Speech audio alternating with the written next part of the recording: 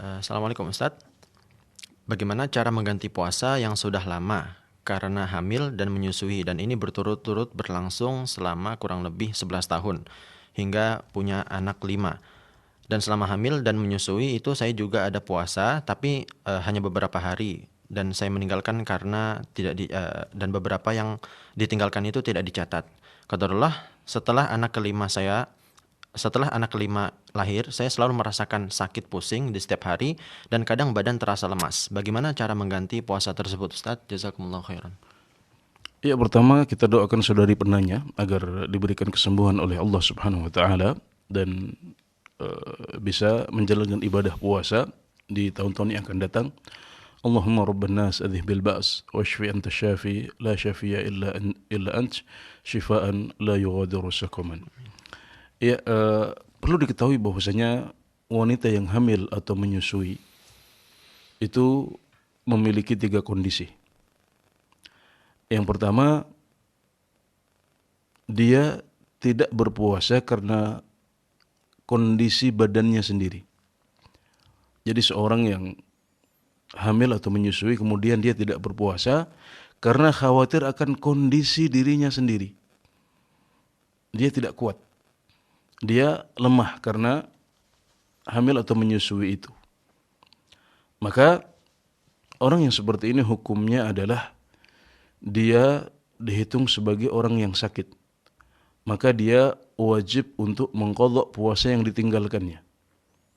Dengan kesepakatan para ulama. Jadi para ulama semuanya ijma untuk kondisi yang pertama ini, seorang wanita yang hamil atau menyusui wajib untuk mengqadha puasanya. Ini didasarkan pada firman Allah Subhanahu wa taala, "Faman kana minkum maridhan aw 'ala safarin fa'iddatun min ayyamin ukhra." Maka barang siapa yang sakit di antara kalian atau bepergian, kemudian dia berbuka puasa atau tidak berpuasa, maka dia wajib untuk mengqadhanya pada hari-hari yang lain. Wanita tersebut khawatir akan kondisi dirinya sendiri. Berarti dia seperti orang yang sakit. Nah, ini adalah permasalahan yang disepakati oleh para ulama. Jadi khilaf tentang wanita yang hamil atau menyusui tidak mencakup kondisi yang pertama ini. Kemudian kondisi yang kedua adalah wanita yang hamil atau menyusui kemudian meninggalkan puasa karena 2 pertimbangan. Yang pertama pertimbangan kesehatan dirinya sendiri, yang kedua pertimbangan kondisi janin atau bayi yang dia susui. Nah, ini juga hukumnya sama dengan kondisi yang pertama. Para ulama menyepakati bahwasanya orang yang seperti ini wajib untuk mengqadha. Wajib untuk mengqadha hari-hari puasanya. Ya, kenapa? Karena kata mereka taghliban li maslahatil Jadi hukum yang lebih dikuatkan di sini adalah hukum ibunya. Jadi memang ada 2 sebab, ada pertimbangan si ibu, juga ada pertimbangan si janin atau si kecil yang sedang menyusu. Tapi kondisi ibunya lebih dijadikan patokan.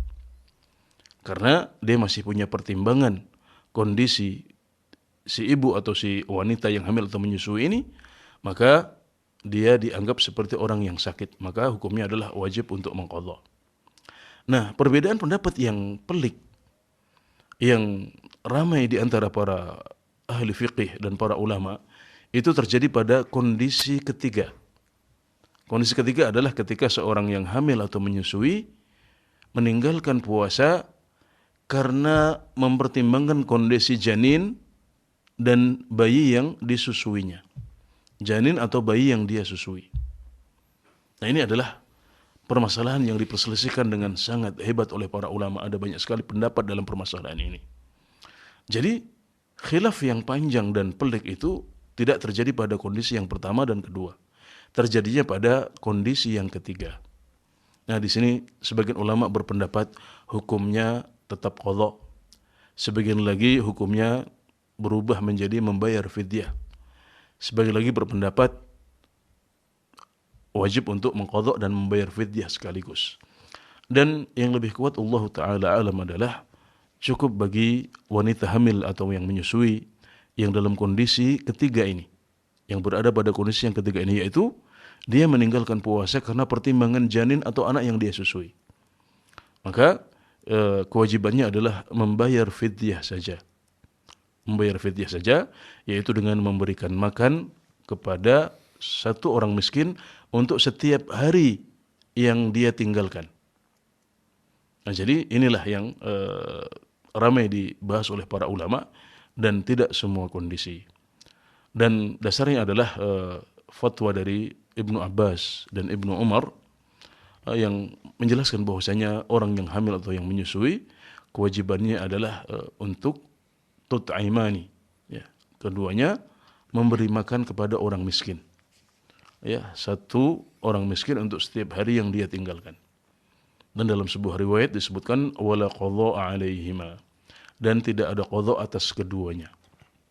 Jadi ini perlu kita pahami dahulu. Kemudian kita kembali ke pertanyaan, disebutkan bahwasanya saudari penanya ini sudah 11 tahun tidak berpuasa, ya, atau lebih sering tidak berpuasa selama 11 tahun itu. Ada sedikit kadang-kadang dia berpuasa. Ya, ini harus kita kembalikan ke penanya sendiri. Dia tidak berpuasanya karena apa? Apakah karena pertimbangan kesehatan dirinya sendiri, atau pertimbangan janinnya atau anak yang dia susui, atau kedua-duanya? Ini harus dilihat, karena jawabannya tergantung pada kondisi tadi itu, dan masing-masing kondisi memiliki hukum sendiri.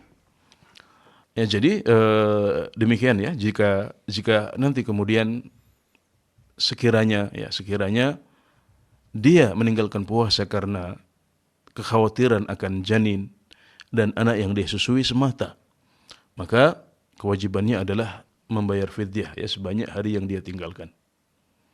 Ya, kalau 30 hari selama 11 tahun berarti tinggal dikalikan.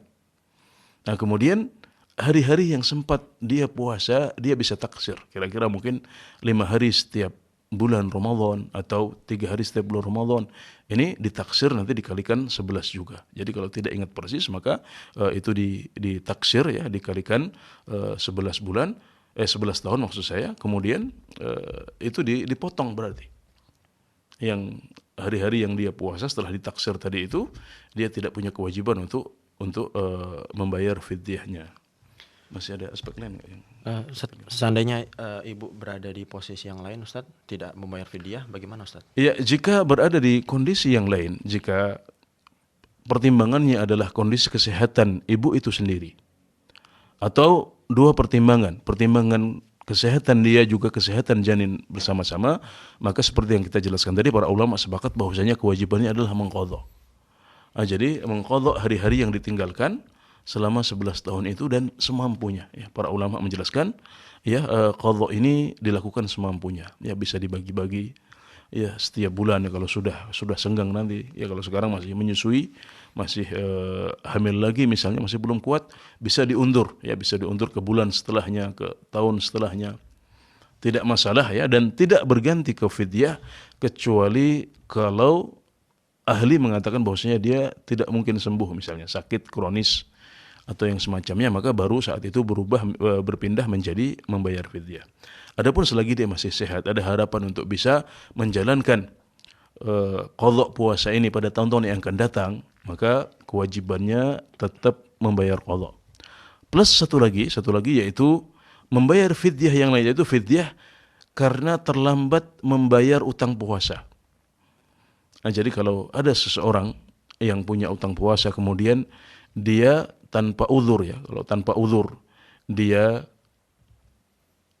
tidak mengqadha puasanya sampai datang Ramadan yang setelahnya, dia juga punya kewajiban untuk membayar fidyah yang lain. Fidyah yang lain yaitu karena keterlambatan dia membayar utang puasa ini, yaitu dengan memberi makan kepada satu orang miskin 1 hari untuk setiap hari yang dia tinggalkan. Namun ini jika dilakukan tanpa uzur. Adapun mereka yang punya uzur, seperti hamil atau menyusui dalam kasus ibu yang bertanya, maka ini tidak ada kewajiban untuk membayar fidyah yang lain. Ya, jadi permasalahan ini kita kembalikan kepada penanya untuk melihat kondisi dia seperti kondisi yang mana. Nah, untuk kemudian nanti diterapkan kaidah yang sudah kami sebutkan tadi itu pada kasus yang dihadapi oleh saudari penanya langsung. Ya demikian, wallahu taala a'lam. Baik, terima kasih Ustadz atas jawabannya. Jazakumullah khairan. Semoga jawaban dari Ustadz dapat memberikan solusi untuk Ibu Yanti yang bertanya dari Sumatera Barat.